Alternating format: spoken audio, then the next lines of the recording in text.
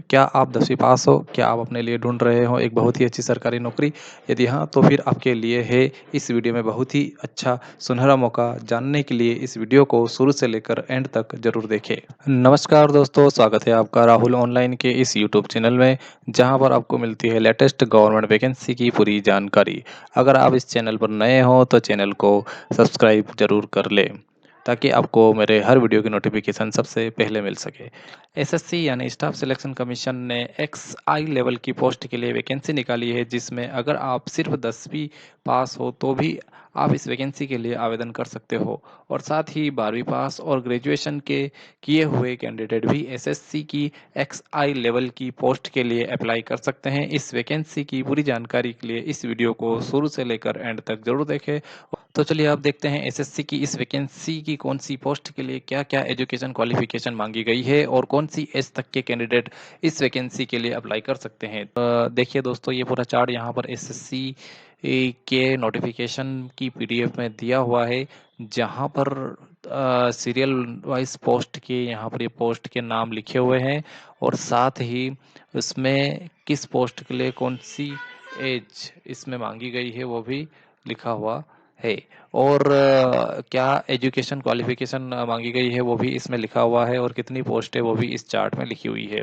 तो चलिए, हम इसमें चार्ट तो काफ़ी बड़ा है ये, यहाँ पर अगर हम देखें इसमें बहुत ही बड़ा चार्ट है। इसमें हम सभी पोस्ट को तो कवर नहीं कर पाएंगे, लेकिन कुछ कुछ पोस्ट का जरूर मैं आपको डिटेल इसमें बता देता हूँ। जैसे यहाँ पर लिखा हुआ है पोस्ट सीनियर टेक्निकल असिस्टेंट, तो इसमें यहाँ पर 18 से 30 साल तक के एज के कैंडिडेट इसमें भर सकते हैं, और जो एसटी एससी कैंडिडेट हैं उनको 5 साल की छूट मिलेगी, यानी कि वो 35 साल तक की एज तक भर सकते हैं, और ओबीसी वालों को 3 साल की इसमें छूट दी जाएगी। इसमें ग्रेजुएशन वाले कैंडिडेट भर सकते हैं। इसके अलावा जो दूसरी पोस्ट यहाँ पर दे रखी है वो भी सभी ग्रेजुएशन के बेस की ही सभी पोस्ट है। अब ये देख लेते हैं, कैंटीन अटेंडेंट की पोस्ट एसएससी की तरफ से निकली हुई है, जिसमें 18 से 25 साल तक की एज के कैंडिडेट आराम इजीली अप्लाई कर सकते हैं, और S T S C OBC वालों को एज रिलैक्सेशन अलग से दिया जाएगा। इसमें एजुकेशन क्वालिफिकेशन मांगी हुई है 10वीं पास वाले कैंडिडेट इसमें अप्लाई कर सकते हैं। हिंदी टाइपिस्ट की पोस्ट के लिए 12वीं पास कैंडिडेट अप्लाई कर सकते हैं। इसके अलावा लेबोरेटरी अटेंडेंट की जो पोस्ट है उसमें 10वीं पास वाले अपना फॉर्म भर सकते हैं। 18 से 27 साल तक की एज के कैंडिडेट इसमें भर सकते हैं। इसके अलावा एक और क्वेश्चन आपके मन में उठ रहा होगा, वह यह है कि क्या अगर आपने ग्रेजुएशन किया है तो क्या आप 10वीं वाली पोस्ट जो निकली हुई है वो, और जो 12वीं की जो लेवल की पोस्ट निकली हुई है वो भर सकते हो या नहीं भर सकते हो। ये जरूर प्रश्न आपके माइंड में आ रहा होगा। तो इसका जवाब यह है कि आप अगर आपने ग्रेजुएशन किया है तो आप ग्रेजुएशन वाली पोस्ट भी भर सकते हो, और 10वीं के बेस की और 12वीं बेस की जो पोस्ट इसमें निकली हुई है उसके लिए साथ ही साथ उसके लिए भी अप्लाई कर सकते हो। तो दोस्तों, ये चार्ट बहुत ही बड़ा है। अगर आपको इसकी पूरी एक एक पोस्ट की डिटेल में जानकारी चाहिए तो मैं डिस्क्रिप्शन बॉक्स में इस नोटिफिकेशन की लिंक दे दूंगा, जहां पर जाकर आप इस नोटिफिकेशन को डाउनलोड करके इसकी एक एक पोस्ट की डिटेल में जानकारी प्राप्त कर सकते हो।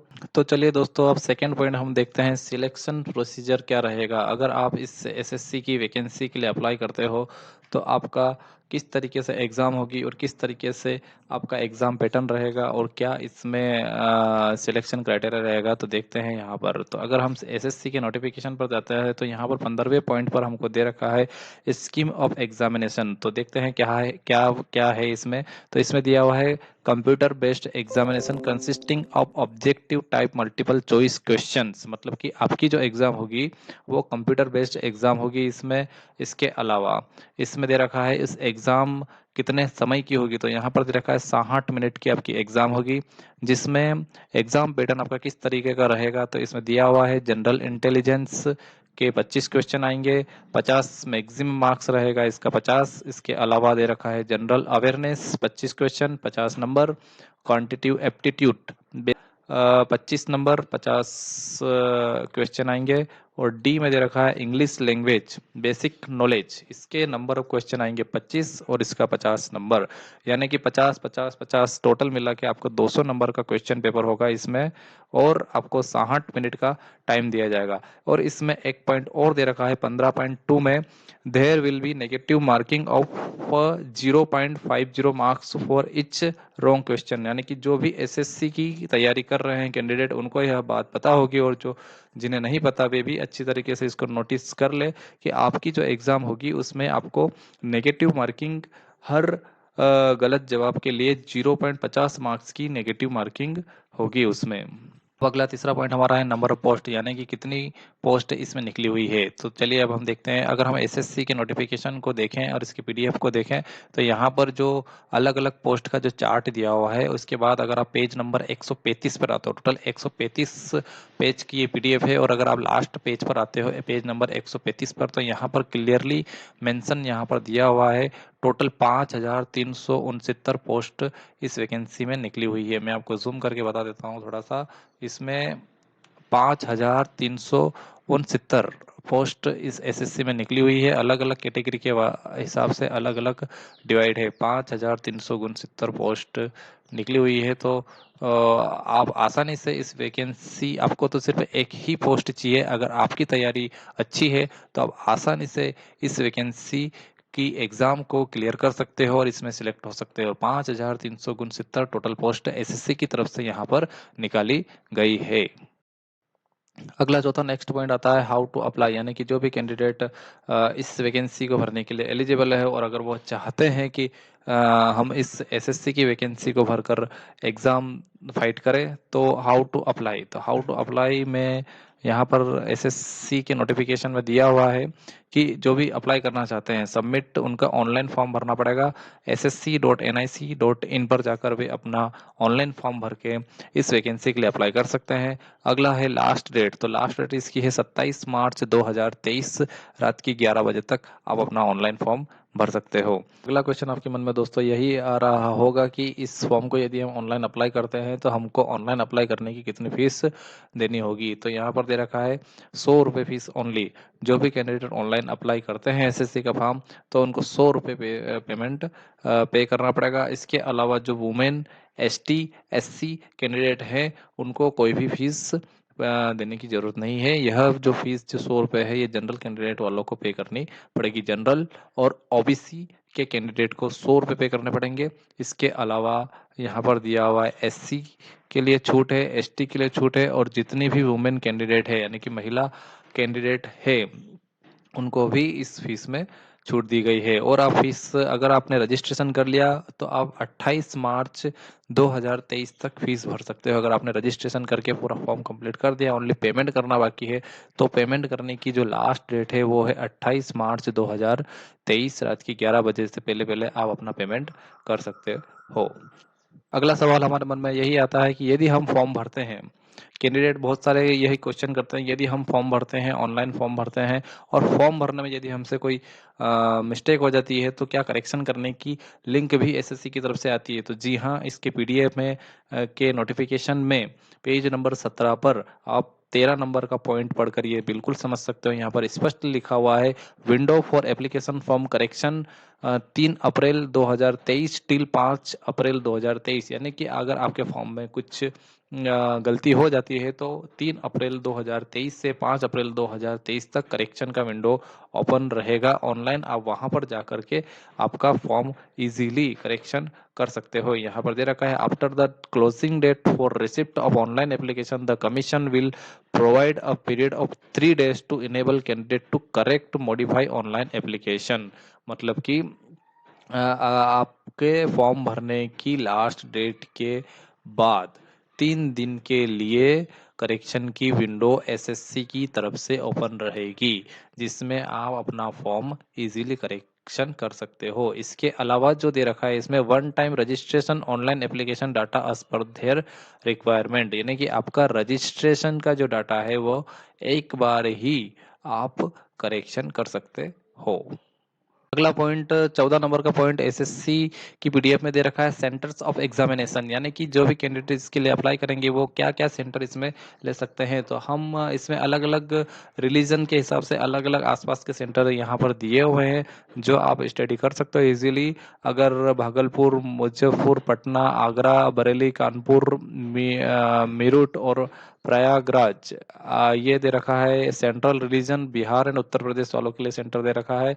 अगर हम मध्य प्रदेश की बात करें तो यहाँ पर हम थोड़ा सा और नीचे स्क्रॉल डाउन करेंगे, यहाँ पर 4 नंबर के पॉइंट पर दे रखा है मध्य प्रदेश रिलीजन एमपीआर और छत्तीसगढ़ एंड मध्य प्रदेश, यानी कि छत्तीसगढ़ और मध्य प्रदेश वालों के लिए जो एग्जामिनेशन सेंटर दिए हुए हैं वो है बिलासपुर, रायपुर, दुर्ग, भिलाई, भोपाल, ग्वालियर, इंदौर, जबलपुर, सतना, सागर और उज्जैन। ये आप एमपी के जो भी कैंडिडेट एमपी और छत्तीसगढ़ के हैं वह ये सेंटर आसपास लेकर के अपना फॉर्म अप्लाई कर सकते हैं। उसके बाद इन सेंटर्स पर इनकी ऑनलाइन कंप्यूटर बेस्ड एग्जाम होगी। अब हम इसके फ्रंट पेज पर दी हुई जानकारी को भी एक बार स्टडी कर लेते हैं। इसके फ्रंट पेज पर जो जानकारी दी हुई है, dates of submission of online application, यानी कि फॉर्म भरने की डेट कब से कब तक है। तो 6 मार्च 2023 से लेकर 27 मार्च 2023 तक ये फॉर्म भर सकते हो। 27 मार्च 2023 फॉर्म भरने की लास्ट डेट है। उसके बाद है last date and time for receipt of online application. Last date क्या है, तो 27 मार्च फॉर्म भरने की लास्ट डेट है और पेमेंट करने की 28 मार्च इसकी लास्ट डेट है। इसके अलावा फिर दे रखा है date of window of application from correction form मैंने आपको पहले ही बता दिया, 3 अप्रैल से लेके 5 अप्रैल के बीच, यानी कि 3 दिन करेक्शन की विंडो रहेगी। आपका फॉर्म आसानी से आप इन 3 दोनों में करेक्शन कर सकते हो अगर आपने अपने फॉर्म में कोई गलती की है तो। अगला है dates of computer based examination. ये सबसे इंपॉर्टेंट पॉइंट है कि आखिर आप फॉर्म भरते हो तो इसकी एग्जाम कब तक हो जाएगी। तो यहाँ पर एसएससी की तरफ से कोई भी डेट डिक्लेयर नहीं की हुई है कि कब तक हो जाएगी, लेकिन यहाँ पर मंथ जरूर दे रखा है जून जुलाई 2023, यानी कि या तो जून में हो सकती है या जुलाई में हो सकती है। दोनों ही मंथ में किसी ना किसी दिन आपकी एग्जाम जरूर हो सकती है। अब अगला 5वां पॉइंट हम समझ लेते हैं, इसका सिलेबस किस तरीके का रहेगा। तो इसका जो सिलेबस है वह यहाँ पर दे रखा है। इसके नोटिफिकेशन के पीडीएफ में पेज नंबर 22 पर अगर आप देखोगे तो इसमें दे रखा है मेट्रिकुलेशन लेवल। यहाँ पर हेडिंग दे रखी है 15.7 indicative syllabus for computer based examination. Matriculation level यानी कि जो 10th बेस की वैकेंसी भरेंगे उनके लिए क्या क्या सिलेबस है, सभी का अलग अलग सिलेबस यहाँ पर रहेगा। 10th वालों के लिए अलग रहेगा, 12th वालों के लिए अलग रहेगा और ग्रेजुएशन वालों के लिए अलग रहेगा। तो जनरल इंटेलिजेंस टॉपिक से क्वेश्चन पूछे जाएंगे। It would include questions of non verbal type. The test will be include questions on similarities and differences, space visualizations, problem solving, analysis. इस तरीके से यहाँ पर पूरी डिटेल्स यहाँ पर दी हुई है, आप ये इसके पीडीएफ में चेक कर सकते हो। इसके अलावा जनरल अवेयरनेस से क्वेश्चन पूछे जाएंगे।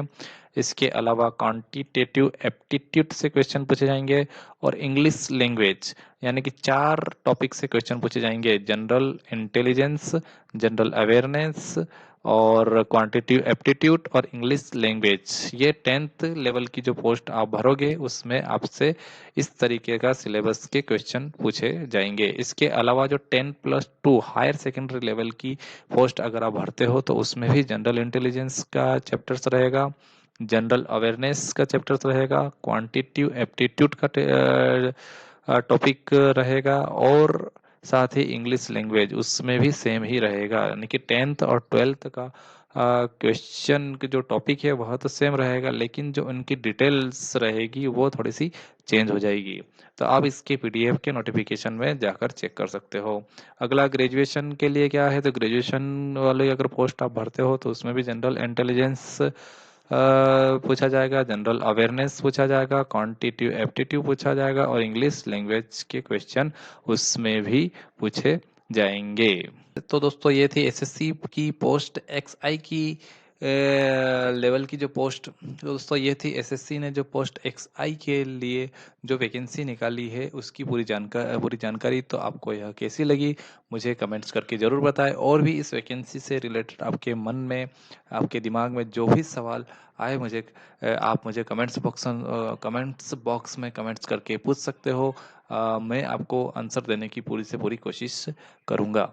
अगर वीडियो अच्छा लगा हो तो वीडियो को लाइक करें, शेयर करें अपने दोस्तों के साथ, और भी इस तरह के वीडियो पाने के लिए आप मेरे इस यूट्यूब चैनल को सब्सक्राइब करें और साथ ही बेल आइकन को प्रेस करना बिल्कुल भी ना भूलें, ताकि आपको मेरे हर वीडियो की नोटिफिकेशन सबसे पहले मिल सके। मिलते हैं अब नेक्स्ट वीडियो में, तब तक के लिए bye bye, goodbye, take care.